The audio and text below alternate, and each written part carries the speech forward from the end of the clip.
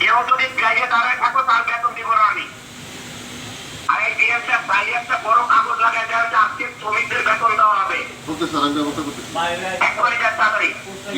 আর যারা বাইরে দাঁড়ায় থাকবে তাদের ছবি উঠে আমাকে পাঠান, এখনই ছবি উঠে পাঠান আমার।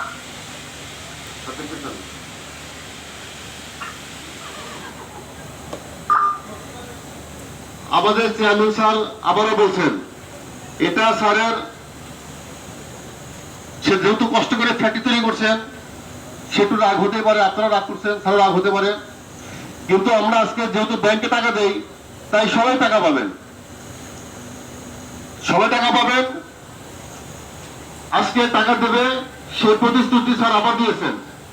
সুতরাং আমার মনে হয় সবাই ভিতরে আসেন।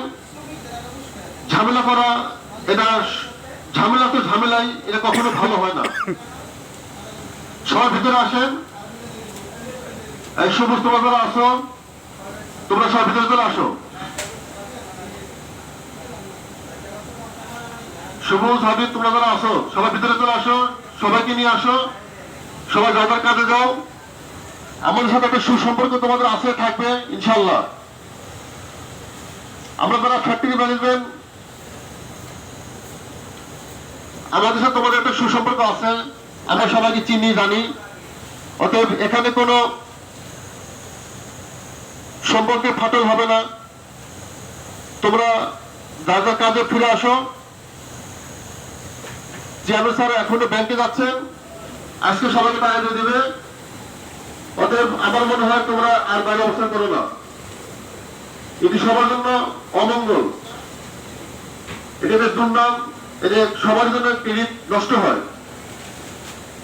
তোমাদের বাড়ির তোমরা বাইরে অবস্থান করতেছো, তোমাদের বাসার ছেলে মেয়ে যদি শোনে যে তোমার বাবা, তোমার মা, তোমার ভাই, বড় ভাই ফ্যাক্টরিতে গিয়ে গ্যাঞ্জাম করছে, তারা কষ্ট পাবে। তোমাদের ছোট ছেলে মেয়েরা কিন্তু কষ্ট পাবে।